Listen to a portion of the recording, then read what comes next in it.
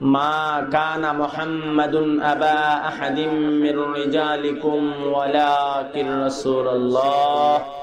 মুহাম্মদ সাল্লাল্লাহু আলাইহি ওয়াসাল্লাম তোমাদের কোন ব্যক্তির পিতা নন, তিনি আল্লাহর রাসূল। বলেছেন কে? আর জোরে কর, ওয়ালাকিন রাসূলুল্লাহ, তিনি হলেন আল্লাহর রাসূল। কে বলেছেন? এরপরে আমার আল্লাহ বলেন ওয়া খাতামান নবিয়্যিন, শেষ নবী কে বলেন? আওয়াজ দেয়া কান। আমার আল্লাহ বলেন নবী মুহাম্মদুর রাসূলুল্লাহ সাল্লাল্লাহু আলাইহি ওয়াসাল্লাম আল্লাহর রাসূল এবং শেষ নবী। নবীজিও বলেন আনা খাতামুন নবী, আমি শেষ নবী, লা নবিয়্যা বাদি, আমার পরে আর কোন নবী নাই, আসবে না, আসার সম্ভাবনাই, ঠিক কি না? আমাদের নবীর পরে আর কোন নবী আসবে না। অনেকে জানেন হযরত ঈসা আলাইহিস সালাতু ওয়াস সালাম আসবেন। ও ভাই, তিনি নবী হিসেবে আসবেন না, আসবেন আমাদের নবীর উম্মত হিসেবে, ঠিক কি না? আর জোরে বলেন। ও আমার ভাই, বোঝা গেল আল্লাহর কোরআনেও প্রমাণ আছে আমার নবী শেষ নবী, হাদিসও আছে আমার নবী শেষ নবী। কিন্তু বাংলার জমিনে কিছু কাদিয়ানির বাচ্চা বলে না, আমার নবী শেষ নবী নয়, গোলাম আহমদ কাদিয়ানি শেষ নবী। আর জোরে কোন। হে মুসলমান, আপনাদেরকে বলতে চাই, শুধু বর্তমান যুগে আমার নবীর খতমে নবুয়ত অস্বীকারী নাকি নবীর যুগেও ছিল তারা? আওয়াজ দিয়া কোন। আমার নবী যখন খতমে নবুয়তের কথা বললেন, আমি শেষ নবী, কালিমা লা ইলাহা ইল্লাল্লাহু মুহাম্মাদুর রাসূলুল্লাহ সাল্লাল্লাহু আলাইহি ওয়াসাল্লাম, এই কালিমার দাওয়াত দিতে শুরু করলেন। আবু জেহেল, উতবা, সাইবা, ওয়ালিদ ইবনে মুগিরা, মক্কার কাফেরগুলি আমার নবীর খতমে নবুয়ত অস্বীকার করেছিল। আর আস্তে কোন ঠিক। তারই ধারাবাহিকতাই আজকে বর্তমান বাংলাদেশে কাদিয়ানি যারা আছে, এরাও আমার নবীর খতমে নবুয়ত অস্বীকার করে। এজন্য আমি বলে থাকি এরা কাদিয়ানি, এরা এই কাদিয়ানির গোষ্ঠী আবু জেহেল, উতবা, সাইবা, ওয়ালিদ ইবনে মুগিরার উত্তরসূরি। আর আমরা হইলাম আবু বকর, ওমরের উত্তরসূরি। হযরতে আবু বকর নবীর খতমে নবুয়ত স্বীকার করেছে, হযরতে ওমর রাদিয়াল্লাহু তাআলা আনহু নবীর খতমে নবুয়ত বিশ্বাস করেছে, হযরতে ফাতেমা, হযরতে আম্মা জান খাদিজাতুল কুবরা রাদিয়াল্লাহু তাআলা আনহা নবীর খতমে নবুয়ত বিশ্বাস করেছে। যখন ঠিক কি ঠিক না? আমরা নবীর খতমে নবুয়ত বিশ্বাস করি কি করি না? আর জোরে কোন। যারা নবীর খতমে নবুয়ত বিশ্বাস করবে, আমার নবীকে শেষ নবী মনে করবে, তারাই মুসলমান। যখন ঠিক কি ঠিক না? বাংলার জমিনে কিছু কাদিয়ানি যে আমার নবীর খতমে নবুয়ত বিশ্বাস করে না, মানে না, আপনাদের কি জানা আছে? আর জোরে কোন। তো আমরা যারা আমার নবীকে শেষ নবী মনে করি, আমরা মনে করি ইমানদার, আমরা কালেমাওয়ালা, আমাদের কিছু দায়িত্ব আছে কি নাই? আর জোরে কোন। আর জোরে বলেন। বর্তমানে আমাদের কি দায়িত্ব? ওই দিন দারুল কোরআন মাদ্রাসা সিলেট মাওলানা শাহিনুর পাশা চৌধুরী সাহেবের মাদ্রাসায় আমার দাওয়াত ছিল, গিয়েছিলাম। সেখানে আল্লামা জুনায়েদ বাবনগরী দামাত বারকাতুহুম এসেছিলেন। হুজুর সুস্পষ্ট ভাষায় বলে গিয়েছেন, আমাদের হেফাজতের পক্ষ থেকে 13 দফা দাবি বর্তমানে নয়, এখন 1 দফা দাবি শুরু হয়েছে। কোন সুবহানাল্লাহ। সেই 1 দফা দাবি কি উনি উপস্থাপনা করেছেন, সেটা হলো আমার নবী শেষ নবী, এটা সংসদে আইন পাস করা। আর যারা আমার নবীর খতমে নবুয়ত মানে না, তাদেরকে কাফের ঘোষণা করা। যদি না করা হয়, মুসলমানদের কিছু করণীয় আছে কি নাই? আর জোরে কোন।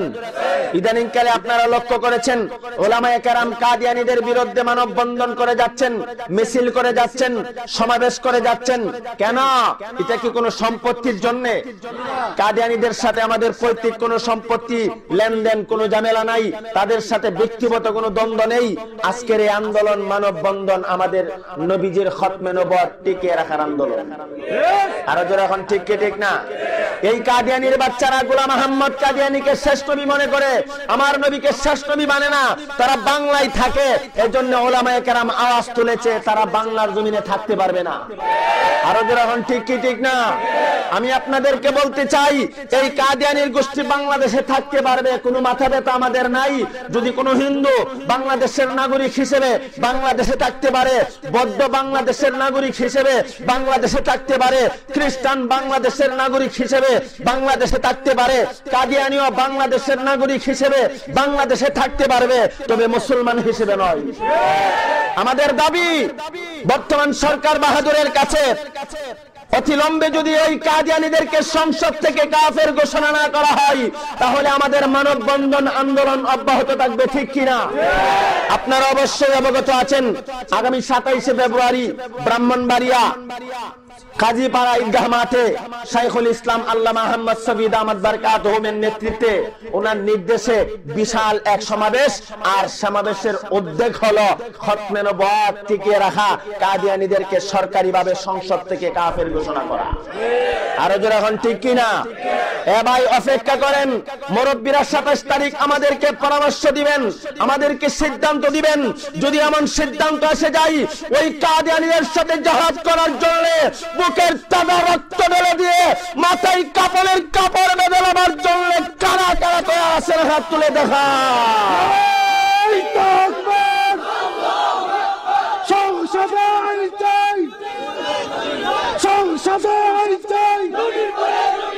নবীর পরে নবী নাই, আল্লাহ বলবাদ দেখালে, কোরআন হাদিস দেখালে, নারায়ে তাকবীর। আমরা এই সমাবেশ থেকে সরকার বাহাদুরকে জানাইতে চাই, যেই দেশে শতকরা 95% মুসলমান, 2 ভাগও হবে না কাদিয়ানী, তাদেরকে অমুসলিম ঘোষণা করতে আপনাদের এত বিলম্ব হচ্ছে কেন? জাতি জানতে চাই। আপনাদের কাছে আমাদের প্রশ্ন, যেখানে নবীর খতমে নবুয়ত মানে না, তাদেরকে আপনারা অমুসলিম কেন ঘোষণা করছেন না? আর করবে কি করে? ওপরে চেয়ারে যারা বসে আছে তারা তো গদি নিয়ে বসে আছে, তারা তো নাস্তিক মতবাদ নিয়ে বসে আছে। ও ভাই, সব জায়গায় সব কথা বলা যায় না, এটা মাদ্রাসার মাহফিল, এটা কোনো যেমন সমাবেশ নয়, সব কথা বলতে পারবো না। এর পরিমাণই দায়িত্ব নিয়ে কথা বলছি। বর্তমান প্রেক্ষাপটে এক দফা দাবি, সেটা হলো কাদিয়ানীদেরকে সরকারি বেগম ইসলাম ঘোষণা করা, ঠিক কি ঠিক না? আজকের আন্দোলন বাস্তবায়ন করার লক্ষ্যে আমরা জানে মালে তৈরি থাকবো তো ইনশাআল্লাহ। যদি মুরব্বীদের পক্ষ থেকে ঘোষণা হয়, আমরা ময়দানে ঝাঁপিয়ে পড়ব। কেন? কাদিয়ানীরা নবীর খতমে নবুয়ত অস্বীকারী, এরা উলামায়ে কেরামের দুশমন, এরা মাদারিসে কওমিয়ার দুশমন, এরা মুসলমান না, এরা কাফের। জোরে হন ঠিক কি ঠিক না? শাইখুল ইসলাম আল্লামা আহমদ শফি দামাত বারকাতুহুম বলেছেন, যেই মুসলমান কাদিয়ানীকে কাফের বলবে না, সেও কাফের হয়ে যাবে। আরো জোরে হন ঠিক কি না? আমার ভাই আওয়াজ তুলতে হবে, কাদিয়ানীরা মুসলমান না, এরা মুসলমানের কেউ না। আরো জোরে হন ঠিক কি ঠিক না? যদি এরা মুসলমান হইতো নবীর খতমে নবুয়ত অস্বীকার করতে পারতো না। আমরা বুঝে গেছি এরা আমেরিকার কুত্তাদের লাল দালাল, এরা ইহুদি খ্রিস্টানের এজেন্ট হইয়া বাংলাদেশে প্রবেশ করেছে মুসলমানদের ঈমান ধ্বংস করে দেওয়ার জন্য। এরা মুসলমান না, এরা মুসলমানের কেউ না, এরা ইহুদি খ্রিস্টানের দালাল, এরা আবু জেহেলের উত্তরসূরি। ধরে হন ঠিক কিনা? আবু জেহেল যেমনি ভাবে জাহান্নামী, এই কাদিয়ানীরা ঠিক তেমনি ভাবে জাহান্নামী, তারা কাফের। এই কথা বলতে আমাদের বুক কাঁপবে না। প্রয়োজনে আমরা একেবারে ফাঁসির মঞ্চে চলে যাব, তারপরও কাদিয়ানীদের সাথে আপোষ করা চলবে না। বাংলাদেশ সরকার বাহাদুরকেও জানাইতে চাই, আমরা আজকের আন্দোলন, আজকের মানববন্ধন, এটা ক্ষমতা দখল করার কোন আন্দোলন নয়। জোরে হন ঠিক কি ঠিক না? এই আন্দোলনের মাধ্যমে বাংলাদেশ সরকার আর আওয়ামী লীগ সরকারকে ক্ষমতা থেকে নামানোর কোন আন্দোলন নয়। আজকের এই আন্দোলন বিএনপিকে ক্ষমতায় পাঠানোর আন্দোলন নয়, জাতীয় পার্টিকে ওই ক্ষমতায় বসানোর আন্দোলন নয়। আজকের এই আন্দোলন আমাদের ঈমানি আন্দোলন। জোরে এখন ঠিক কি ঠিক না? আজকের এই আন্দোলন নবীর ইজ্জত রক্ষার আন্দোলন, আজকের এই আন্দোলন নবীর খতমে নবুয়ত টিকিয়ে রাখা আন্দোলন। জোরে এখন ঠিক কি না? অপেক্ষা করেন, মুরব্বীদের পক্ষ থেকে সিদ্ধান্ত আসবে, আমরা তৈরি থাকবো। আল্লাহ তৌফিক দান করেন, কোন আমিন। আরো জোরে বলেন আমিন। সবাই কাদিয়ানীদেরকে খুঁজে পাওয়া যায় না। কেন পাওয়া যায় না? আমরা গিয়েছিলাম, আমার ব্রাহ্মণবাড়িয়াতে কাদিয়ানী কিছু আছে, আপনাদের সুনামগঞ্জে আছে কিনা জানি না, কিছু আসেনি? আপনাদের এলাকার আশপাশে আসেনি? থাকলে ভালো, তারা যেন কান পেতে শুনে। এরা যদি ঠিক হয়ে যায় আলহামদুলিল্লাহ, আল্লাহর কাছে দোয়া করি তাদেরকে হেদায়েত দান করেন। আর যদি তারা আমার নবীর খতমে নবুয়ত অস্বীকার করে মাঠে ঘাটে ময়দানে নামতে চাই, আমরা প্রস্তুত আছি। প্রয়োজনে তাদের সাথে জিহাদ করব। জোরে হন ঠিক কিনা? আরো জোরে বলেন ঠিক কিনা? অনেকে মনে মনে ভাবতে পারেন কাদিয়ানি অল্প, এদের সাথে কি জিহাদ করবেন? ও ভাই, যদিও অল্প হয় তাদের শক্তি এবং পাওয়ার অনেক বেশি। আপনারা লক্ষ্য করেছেন ব্রাহ্মণবাড়িয়া ইদানিং কালে তাহফুজে খতমে নবুয়ত দারুল হাদিস পর্যন্ত একটি মাদ্রাসা, যেই মাদ্রাসার ভিতরে ঢুকে কাদিয়ানিরা মাদ্রাসার ছাত্রদেরকে পিটিয়ে, ওয়ারাসাতুল আম্বিয়া উলামায়ে কেরামদেরকে পিটিয়ে মাদ্রাসা থেকে বের করে মাদ্রাসা দখল করে নিয়েছিল। নাউজুবিল্লাহ বলবেন না? আমরা খবর পেলাম, সেখানে গেলাম, যাওয়ার পরে কাউকে পেলাম না। আহত ছাত্রদেরকে ওয়ারাসাতুল আম্বিয়া উলামায়ে কেরামকে নিয়ে হসপিটাল ভর্তি করলাম। 100-র উপরে উলামায়ে কেরামকে তারা আহত করেছেন। এরা সিদ্ধান্ত ছিল মাদ্রাসাকে দখল করে নেওয়া। আমি আপনাদেরকে জিজ্ঞাসা করতে চাই, এলাকাতে বের হলে একটা কাদিয়ানি পাওয়া যায় না, আর এরা মাদ্রাসা দখল করে নেওয়ার সিদ্ধান্ত নিতে পারে, বোঝা গেল তাদের পিছনে কোনো বাতিল শক্তি আছে। আরো জোরে এখন ঠিক কি ঠিক না? ও ভাই, আপনাদেরকে বলতে চাই, এই শক্তি অন্য কোনো শক্তি নয়, আমেরিকার খ্রিস্টান বেঈমানদের শক্তি। দূরে এখন ঠিক কি ঠিক না? এজন্য আমি প্রায় জায়গাতে বলে থাকি, বাংলাদেশে যে কাদিয়ানিরা এসেছে এরা বাংলাদেশের কেউ না, এরা মুসলমানের কেউ না, এরা আমেরিকার দালাল, ইহুদি খ্রিস্টানের এজেন্ট। দূরে এখন ঠিক কি না? এদেরকে আমেরিকা থেকে পাঠানো হয়েছে মুসলমানদের ঈমানকে ধ্বংস করে দেওয়ার জন্য। এদেরকে কিনে নেওয়া হচ্ছে। আমরা কোন সমাজে বসবাস করছি? যে সমাজে আপনার আমার পাশে কাদিয়ানি নাস্তিকবাদ লোক, যে লোকটা নাস্তিকবাদ মতবাদ লালন করে, সে আপনার পাশে পাশে থেকে আপনার আমার ঈমানকে কেচি দিয়ে কেটে দিচ্ছে, আমাদের খবর নাই। আরো জোরে এখন ঠিক কি ঠিক না? আমার ভাই, বোঝাবার জন্য বলি, এই কাদিয়ানিদেরকে আমেরিকার দালালরা, খ্রিস্টানরা পাঠিয়েছে মুসলমানদের ঈমান ধ্বংস করে দেওয়ার জন্য।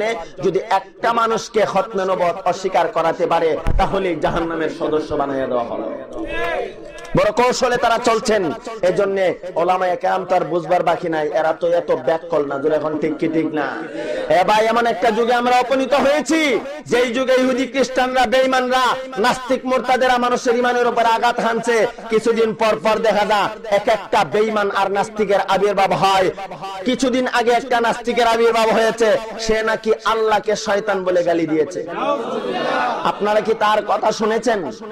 আমি শুনেছি। তার নাম রীতা বয়াতি, গান গায়। ও ভাই, এই লোকটা বলেছে আল্লাহ নাকি আসল শয়তান। আপনি আমি কেমন মুসলমান, যেই মুসলমানের দেশে, বাংলাদেশে 95% মুসলমান, যেই দেশে নির্দ্বিধায় আল্লাহকে বিশ্বাস করে মুসলমান, না দেখার পরও আল্লাহর কুদরতি পায়, আল্লাহকে সিজদা করে, এই দেশে আল্লাহকে শয়তান বলে গালি দেয়। আমাদের কোনো আন্দোলন নাই। আমাদের কিছু করণীয় আছে কি নাই? আরো জোরে কর না। এমন একটা যুগে আপনি আমি উপনীত হয়েছি, যেই যুগে নবীজি বলেন জ্বলন্ত আংরাকে হাতের তালুয় রাখায় যে কষ্ট, সেই কষ্ট হবে। আপনারা আম জনতা কিছুই টের পাচ্ছেন না। ওলামায়ে হযরত যারা, ওনারা হারে হারে টের পাচ্ছেন বর্তমান যুগে ঈমানকে টিকিয়ে রাখা কত কষ্টকর। আপনারা টের পাচ্ছেন না তো?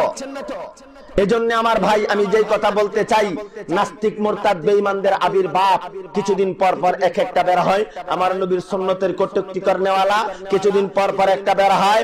পাঞ্জাবি, টাপি এবং দাড়ি দেখলে সহ্য হয় না, কিছুদিন পর পর একটা বের হয়, যেটা কিছুদিন আগে আল্লাহকে আসল শয়তান বলে গালি দিলেন। কেন দিচ্ছেন? নাস্তিকরা আল্লাহকে গালি দেয়, নবীর সুন্নতের কটূক্তি করে, আবার বুক ফুলিয়ে সমাজে হাঁটে। ও ভাই, এতগুলি মুসলমান, আমরা কি বাংলি পরে বসে আছি নাকি? আমরা কি মহিলাদের চুরি পরে বসে আছি নাকি? আমরা যদি আওয়াজ তুলতে পারতাম, বাংলার জমিনে কোন নাস্তিক মুরতাদ আল্লাহকে শয়তান বলে গালি দিতে পারতো না।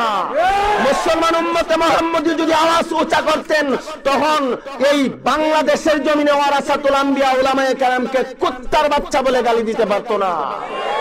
আজকে নাস্তিকরা উলামায়ে কেরাম কেমন গালি দিতে পারে, আল্লাহকে শয়তান বলতে পারে কেন? একমাত্র কারণ আমাদের ঐক্যর অভাব আর আমাদের ঈমানের স্পিড কমে গেছে। আরো জোরে এখন ঠিক কি ঠিক না? আমি বলছিলাম কাদিয়ানীরা কাফের, এতে কোনো সন্দেহ আছে কি? আরো জোরে বলেন, কেন তারা কাফের? আমার তিলাওয়াতকৃত আয়াতে কারিমায় আল্লাহ বলেন মুহাম্মদুর রাসূলুল্লাহ শেষ নবী, তারা বলে না, গোলাম মুহাম্মদ কাদিয়ানী শেষ নবী।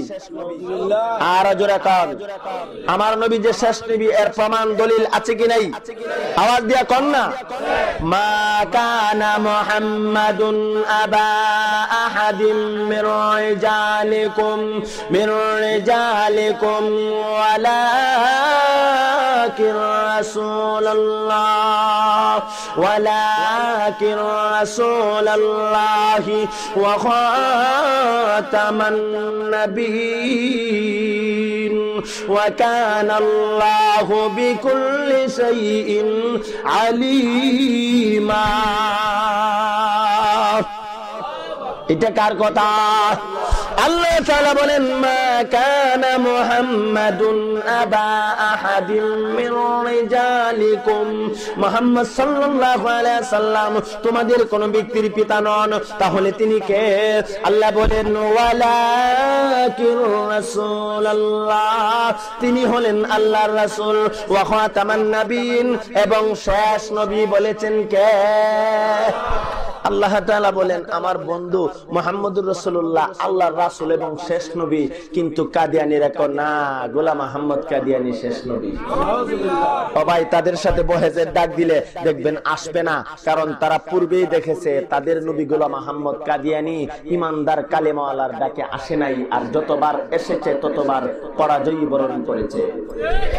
আপনারা ইতিহাস জানেন, ইতিহাস বলার সময় নাই আমার ভাই, যেইটুকুন বোঝানো উদ্দেশ্য, এদেরকে বহেসের ডাক দিলে আসবে না, তারা জানে আসলে তারা ইহুদি খ্রিস্টানের দালাল, এরা মুসলমান না। আরো জোরে এখন ঠিক কি ঠিক না? আতাউল্লাহ বুখারী রাহমাতুল্লাহ আলাইহির নাম শুনছেন? আরো জোরে কোন না? ওনার যুগে গোলাম আহমদ কাদিয়ানী যখন বলতেন আমি শেষ নবী, উনি বললেন তুমি যে শেষ নবী এর প্রমাণ নিয়ে আসো, আর আমাদের নবী মুহাম্মদুর রাসূলুল্লাহ যে শেষ নবী এর প্রমাণ আমরা নিয়ে আসব।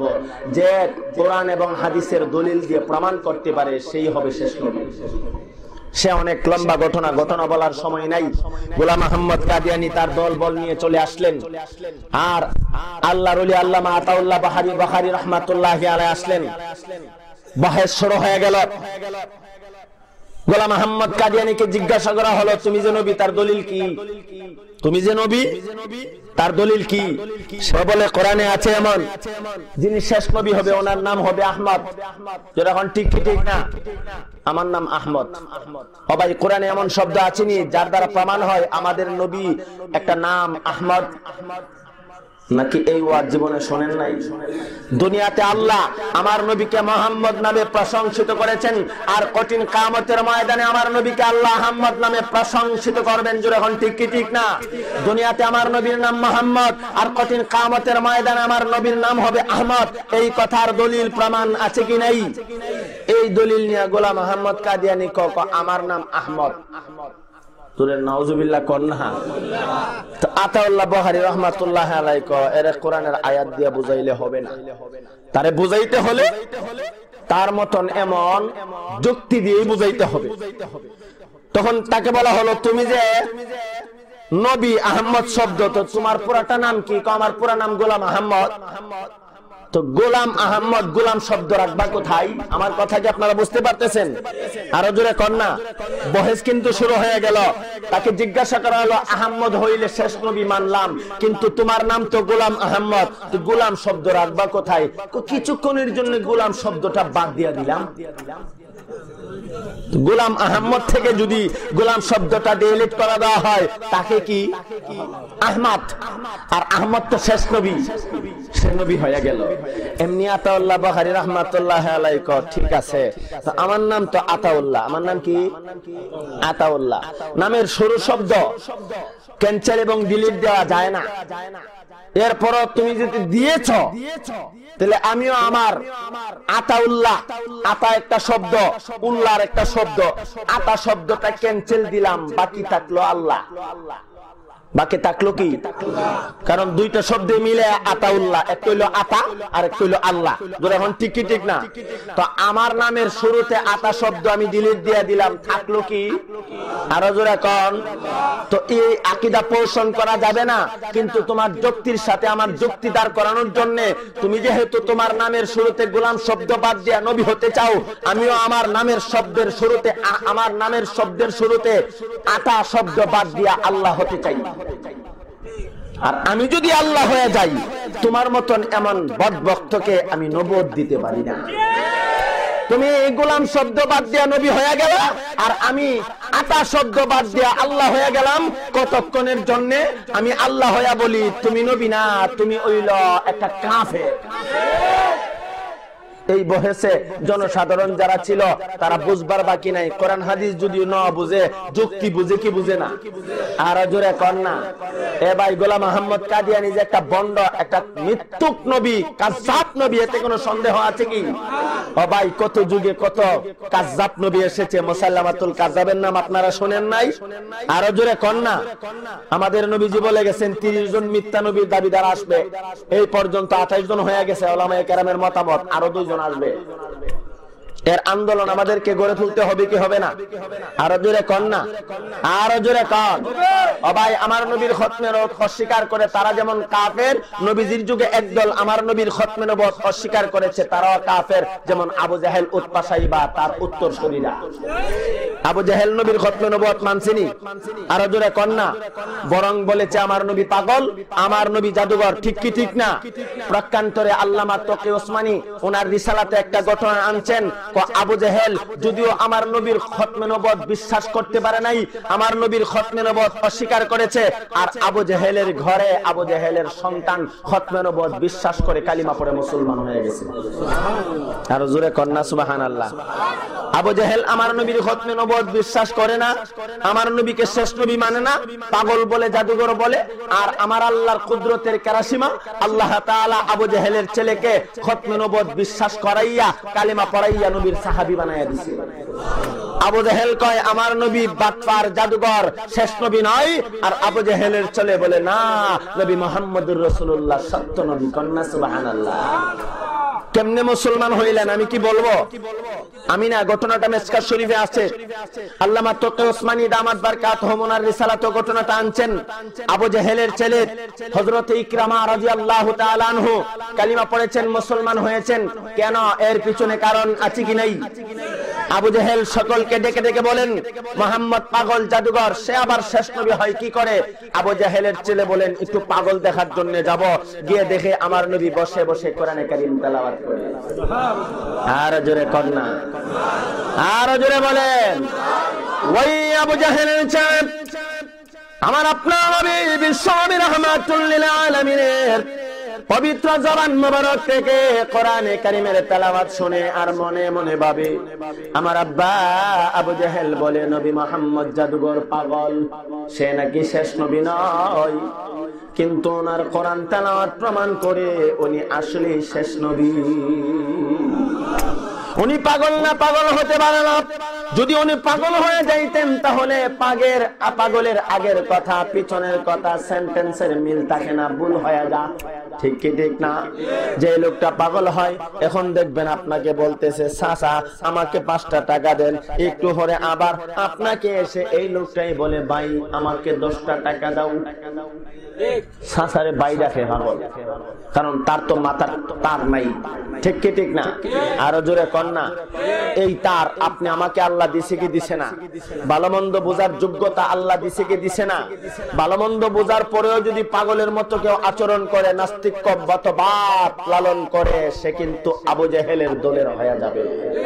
কারণ আবু জাহেলকে আল্লাহ কিন্তু ভালো একটা ব্রেন দিয়েছিল, সে ভালো মন্দটা বুঝতো, বোঝার পরও পাগলের মতো আচরণ করত, আমার নবীকে অপমান করত। যখন ঠিক কি ঠিক না? সে ভালো করে বুঝতেন আমার নবী শেষ নবী, এরপরও মানতেন না।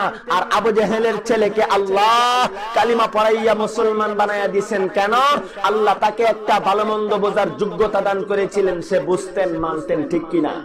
আরো জোরে এখন ঠিক কি ঠিক না? ভালো মন্দ বোঝার যোগ্যতা দেওয়ার পরে যদি কেউ বুঝলো না, সে জান্নাতি না জাহান্নামী? এটা আমার কথা নয়, আল্লাহর কথা। জোরে বলেন কার কথা? আর জোরে কোন? ওয়ালাকাদ যারানা লিজাহান্নামা কাসীরাম মিনাল জিন্নি ওয়াল ইনস লাহুম কুলুবুন লা ইয়াফকাহুনা বিহা। সুবহানাল্লাহ কোন না? আল্লাহ তাআলা বলেন অধিকাংশ মানুষ এবং জিন জাতিকে আমি আল্লাহ জাহান্নামের ইন্ধন বানাবো, তাদেরকে জাহান্নামে দেব। এর মধ্যে একদল হলো যাদেরকে আমি আল্লাহ কলব দিলাম, দিল দিলাম, ভালো মন্দ বোঝার যোগ্যতা দান করলাম, ভালো কোনটা মন্দ কোনটা বুঝলো না, সে জাহান্নামী। ঠিক কি ঠিক না? চতুর্থ জানুয়ারির নিয়ে আল্লাহ বলেছেন, একথা বলেই শেষ করেন না, আল্লাহ বলেন বালহুম আদাল, এর থেকে আরো খারাপ, ওয়া উলাইকা হুমুল গাফিলুন, এরা গাফেলের গোষ্ঠী। জোরে বলেন ঠিক কি ঠিক না? আরো জোরে বলেন ঠিক কি ঠিক না? আমার ভাই, এটা অন্য একটা বিষয়, সেদিকে যাব না। যেটুকু বলতে চাইছিলাম, আমার নবীর খতমে নবুয়ত অবিশ্বাস করেছেন, অস্বীকার করেছেন আবু জেহেল, আর আবু জেহেলের ছেলে আমার নবীর কোরআনে কারিমের তেলাওয়াত শুনে আমার নবীর খতমে নবুয়ত স্বীকার করে কালিমা পড়ে মুসলমান হয়ে যায়। আর জোরে কন্না সুবহানাল্লাহ। ওই আবু জেহেলের ছেলে কোরআনে কারিমের তেলাওয়াত শোনার পর বাড়িতে গেলেন, গিয়ে তার আব্বাকে ডাক দিয়া বলেন, ওগো আমার আব্বা, আপনি বলেন নবী মুহাম্মদ জাদুঘর পাগল, উনি কোনদিন পাগল হতে পারে না, জাদুঘর হতে পারে না, উনি আসলেই শেষ নবী। সুবহানাল্লাহ। সুবহানাল্লাহ আওয়াজের বাপ বালানা। মাইকের সাউন্ড এমন হইলো কেন? মাইকের সাউন্ড কই? সাউন্ড ঠিক করেন আমার ভাই। সুবহানাল্লাহ বললে লাভ না লস? সুবহানাল্লাহর আওয়াজ দিবেন। সামনে কিন্তু মজার আলোচনা রয়ে গেছে। আবু জেহেলের ছেলে কালিমা পড়বে, মুসলমান হবে। এরপরে আবু জেহেল এতদিন ছিল আধা পাগল, হয়ে যাবে হুরা পাগল। মজার এক কাহিনী, যার মাধ্যমে খতমে নবুয়ত এর আল্লাহ তাআলা প্রমাণ এবং দলিল এই ঘটনার ভিতরে দিয়েছেন। ঠিক কি ঠিক না? আবু জেহেল আধা পাগল, হুরা পাগল হয়ে যাবে। আবু জেহেলের ছেলে ঘটনার ভিতরে মুসলমান হয়ে যাবে। আবু জেহেলের অবস্থাটা কি হবে? আর আমার নবীর খতমে নবুয়তের দলিল হয়ে দাঁড়াবে। এরপরে দলের দল মানুষ কালিমা পড়ে মুসলমান হয়ে যাবে। কি যে মজার এক ঘটনা! আমি কি সামনে পারবো না শেষ করে দেব? সবাই রাজি আছেন? কে কে রাজি না হাত তুলে দেখান। রাজি না? রাত্র তো বাজে 12টা 1টা, এখন তো রাজি না থাকবার সময়। কারণ আমার ব্রাহ্মণবাড়িয়াতে 12টার পরে আর মাইক চলে না। আপনাদের সিলেট আলহামদুলিল্লাহ, আপনারা তো অনেক ইমানওয়ালা তেজি মানুষ, আপনারা সারা রাত্রি ওয়াজ শুনেন। কোন আলহামদুলিল্লাহ? আরো জোরে কোন আলহামদুলিল্লাহ। এই মাঠ তৈরি করে গেছেন আল্লাহর ওলিরা, শাইখে গজনীগিরি, শাইখে কাতিয়া, শাইখে বাগা। জোরে এখন ঠিক কি ঠিক না? ওই হুজুরের ইতিহাস বলেন, হুজুরের মাদ্রাসায় গিয়েছিলাম আমি, ওই শাখায় জয়নগর। হুজুর ইতিহাস বলেছিলেন, আজকেও মাদ্রাসার ওখানে বসে হুজুর ইতিহাস বলেছেন, আজকের যে অবস্থান তৈরি করেছে আমরা কথা বলি, এই অবস্থান যদি ওনারা তৈরি না করতেন, আপনি আমি সেখানে বসার মতো সুযোগ ছিল না। ঠিক কি ঠিক না? যে ইনশাআল্লাহ হুজুর বলেছেন সংক্ষিপ্ত করার জন্য। ঠিক কি ঠিক না? এমন ঘটনাটা কইতাম না, শেষ করে লইতাম। ঠিক আছে ইনশাআল্লাহ। মাদ্রাসার ফাজাইল নিয়ে তো সকলেই ওয়াজ করতেছে। আমার ভাই, হুজুর বলেছেন মাদ্রাসার জন্য কিছু কথা বলার জন্য, আমি বলবো। সেই পর্যন্ত আছেন তো ইনশাআল্লাহ? সবাই রাজি আছেন? রাজি থাকলে একটু জিকির করেন, লা ইলাহা ইল্লাল্লাহ। হুজুর দিকে একটু, হুজুর না একটু আলাপ করতাম, একটু পরামর্শ সাদা হইল, একটু আলোচনা আছে। কি আলামত? আপনি আমার সাথে কথা শুনবেন না? আপনি মনিউদ্দিন সাহেব কয়টার সময় আনতেছেন মাইকে? একটু জিকির করেন, সবাই করেন। আপনি 20 মিনিট করেন। 20 মিনিটে? ঠিক আছে ইনশাআল্লাহ। জোরে লা ইলাহা ইল্লাল্লাহ, লা ইলাহা ইল্লাল্লাহ।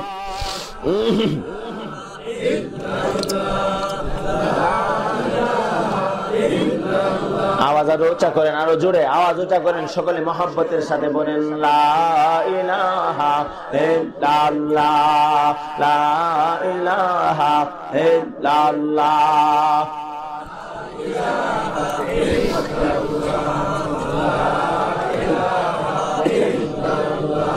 লা ইলাহা ইল্লাল্লাহু মুহাম্মাদুর রাসূলুল্লাহ সাল্লাল্লাহু আলাইহি ওয়াসাল্লাম।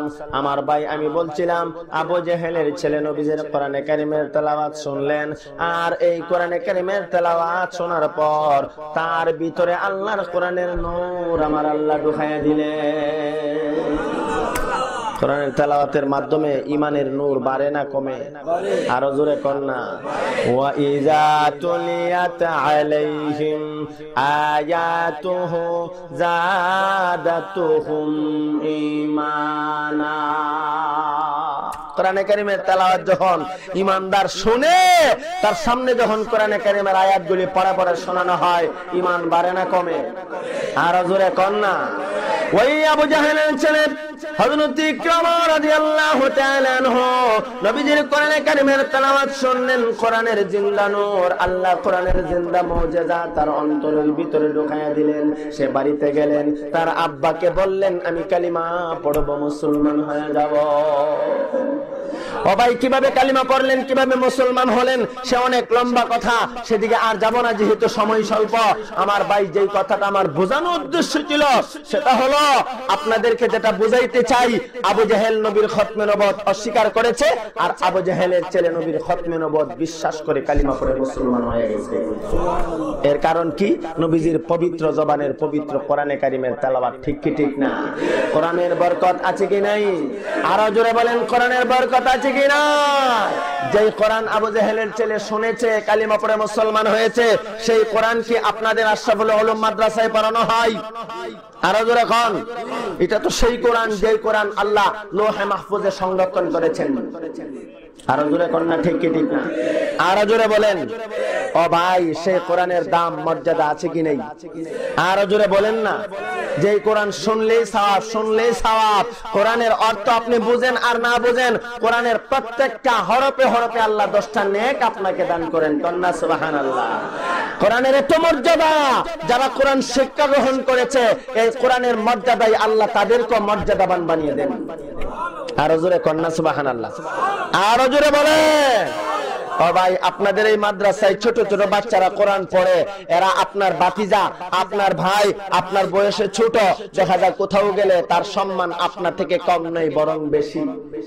কেন?